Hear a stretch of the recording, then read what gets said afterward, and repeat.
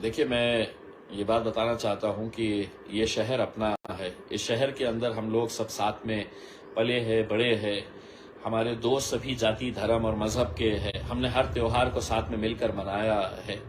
लेकिन इस शहर के अंदर कल रात में जो घटना हुई है, वो सभी के लिए एक चिंता का और कहीं न कहीं एक शर्म महसूस करने वाली घटना है, जिसकी मैं भी निंदा करता हूँ। अब हमारी सबकी ये जिम्मेदारी है, हमें शहर के अंदर अमन कैसा बरकरार रखे, शांति कैसी बरकरार रखे। इसके लिए सभी को एक ही आवाज के अंदर बात करनी होगी कि नहीं, मैं अपनी जिम्मेदारी संभालते हुए, ये शहर मेरा है, मैं शहर को जलने नहीं दूंगा। ये हम सबको सोचने की जरूरत है। मैं ये बताना चाहता हूं कि कल रात के अंदर जो घटना हुई है, आज सुबह से उसकी प्रतिक्रियाएं आना शुरू हो गई है। लोग उसका रिएक्शन दे रहे हैं और विशेषकर कुछ राजनीतिक पार्टी के लोग जो एक दूसरे के ऊपर इल्जाम लगा रहे हैं कि इनकी वजह से हुआ, उनकी वजह से हुआ। मैं हाथ जोड़कर उनसे ये गुजारिश करना चाहूंगा कि ये वक्त नहीं है एक दूसरे के ऊपर कीचड़ फेंकने का। हमारी सबकी कलेक्टिव ये जिम्मेदारी होनी चाहिए कि हमें शहर के अंदर अमन और शांति कैसे बरकरार रखे। इल्जाम, आरोप प्रत्यारोप जो भी है, उसके लिए हम एक दिन तय करेंगे और आपको जो इल्जाम लगाने का है, आप जिस किसी के ऊपर इल्जाम लगाना चाहते हैं लगाइए, लेकिन ये राजनीति करने का वक्त नहीं है। मुझे इस बात की संतुष्टि है कि सिर्फ एक इलाके के अंदर ये घटना घटी है, दूसरा पूरा शहर है तो शांत है, पूरा शहर के अंदर रेगुलर कामकाज चालू है। कहीं पर भी दूसरे शहर के इलाकों के अंदर ऐसा महसूस नहीं हो रहा है कि इस इलाके के अंदर कल रात में कोई घटना हुई है करके उसमें। तो ये एक अच्छी खबर है।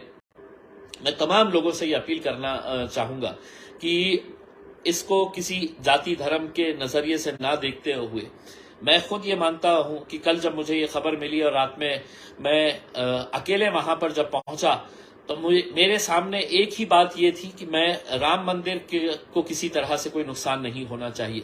मैं 3 घंटे उस राम मंदिर के अंदर बैठा रहा। वहां पे तकरीबन 15 से 17 पुलिस वाले थे जिन्होंने अपने आप को उस राम मंदिर के अंदर लाके बैठ गए थे। वो भी अपने तरफ से वो कोशिश कर रहे थे वहां से किस तरह से कंट्रोल करना, लेकिन मॉब ज्यादा था, उनसे भी कंट्रोल नहीं हो पा रहा था। राम मंदिर के कर्मचारियों को मैंने ये आश्वासन दिलाया था कि नहीं, मैं जब तक हूं यहाँ पर कि राम मंदिर के ऊपर कुछ नहीं होगा करके।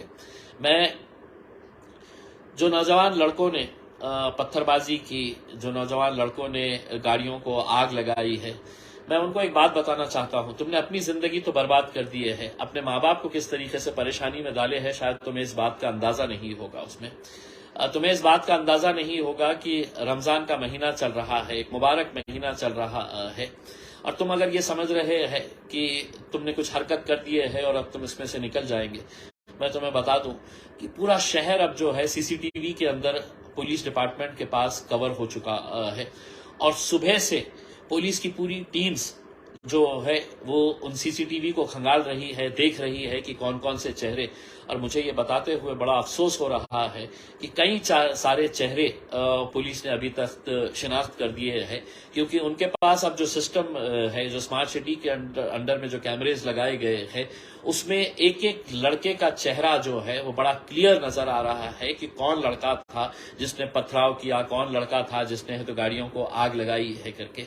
तो मेरा यही कहना है, आपने जोश में वो हरकत तो कर दिए है, लेकिन आपने खुद की अपनी जिंदगी बर्बाद किए है, और आपकी इस हरकत की वजह से आपके माँ बाप, आपके घर वालों के ऊपर क्या परेशानी गुजरने वाली है, शायद आपको इस बात का अंदाजा नहीं होगा। और ऐसे हालात के अंदर आपके लिए कोई मदद के लिए खड़े नहीं रहने वाला है, क्योंकि पुलिस के पास उस सीसीटीवी के जरिए जो सबूत मिल रहे हैं उसमें आपको कोई मदद नहीं कर सकेगा। मैं आप लोगों से सिर्फ इतनी अदबन गुजारिश करना चाहता हूं, ये रमजान का महीना चल रहा है, आज रामनवमी जो है वो हमारे हिंदू भाइयों के लिए बहुत बड़ा त्योहार है। वो बड़ा जुलूस निकालते हैं, हर साल निकालते हैं। आज भी ये जुलूस यहाँ पर वो निकालने वाले हैं। ये आप लोगों की जिम्मेदारी रहेगी। आप लोग आज खुद पुलिस बनिएगा। आप लोग ये ख्याल करिएगा कि कोई रास्ते के ऊपर ना आए। कल के दिन आप अगर ये कहेंगे कि नहीं, मैं तो घर के सामने खड़ा हुआ था करके, और अगर सीसीटीवी फुटेज के अंदर अगर आप आ गए, तो आप ये समझ लीजिएगा कि दंगे के दौरान आप सिर्फ घर के सामने खड़े रह के तमाशा भी अगर देख रहे हैं तो उसमें भी आपको आरोपी बनाया जाता है, क्योंकि उस वक्त पुलिस को ये नहीं पता है कि आपके हाथ में पत्थर है या नहीं है, लेकिन दंगे के अंदर आप रास्ते के ऊपर खड़े हुए हैं, तमाशा ही देख रहे हैं, तो भी आप आरोपी बन सकते हैं। इसीलिए मैं नौजवानों से, तमाम लोगों से अपील करना चाहूंगा कि अपने जिम्मेदारियों को समझिए, अपनी जिंदगी को बर्बाद मत करिएगा। कोई कॉलेज वाले अगर बच्चे होंगे तो उनका पूरा करियर खराब हो जाएगा। अगर कोई लोग इसके ऊपर गलत तरीके की प्रतिक्रिया डाल रहे हैं तो आपको किसी के ऊपर रिप्लाई करने की जरूरत नहीं है। आप लोग अच्छे तरीके से अपने त्योहार को मनाइए, अपनी जिम्मेदारी को समझिए।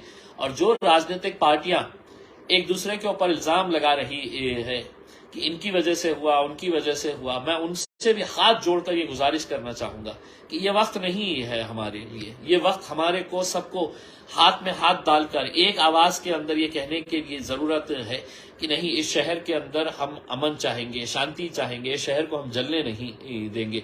जो हुआ है यकीनन पुलिस उसके ऊपर कार्रवाई करेगी और उसमें किसी को भी छोड़ा नहीं जाएगा। पुलिस ने साफ तरीके से बता दिया है कि हम सख्त से सख्त कार्रवाई करेंगे। अब हमारी सबकी जिम्मेदारी है इस शहर को हम नॉर्मल कैसा कर सकते हैं, उस शहर के अंदर हम अमन को कैसा लेकर आ सकते हैं। देखिए, सभी लोग इस तरह की हरकतें करते हैं ऐसा नहीं है। हर समाज के अंदर आपको 2%, 5%, 10% ऐसे लोग मिलेंगे जो हमेशा इस तरह की हरकतों के अंदर आगे आते रहते हैं।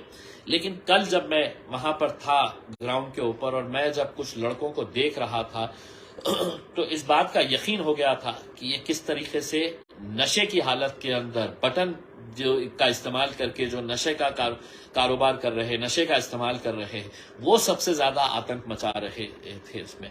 और मैंने पुलिस को कहा है कि अगर ये लड़कों को अगर हम आइडेंटिफाई नहीं करेंगे तो हो सकता है कि आगे और नुकसान होगा। तो ये जो नशे का कारोबार करने वाले लोग हैं, नशे का इस्तेमाल करने वाले लोग हैं, सबसे ज्यादा आतंक वही लोग मचा रहे थे इसमें। पुलिस अपना काम करने वाली है, हमें अपना काम करने की जरूरत है। हम सभी जात, धर्म और मजहब के लोगों को ये बताना चाहते हैं हमारा शहर अंतर्राष्ट्रीय दर्जे के लेवल के ऊपर पहुंच चुका है, इसको हमें और आगे बढ़ाने का है। हम सबको एक पैगाम देना है कि यहाँ पर कभी भी कोई भी जाति धर्म का मुद्दा नहीं होता है करके इसमें। तो अगर इसको जितनी जल्दी हम बैक टू नॉर्मल लेकर आएंगे उतना हमारे लिए, हमारे शहर के लिए, हमारे भविष्य के लिए अच्छा रहेगा। बहुत बहुत शुक्रिया।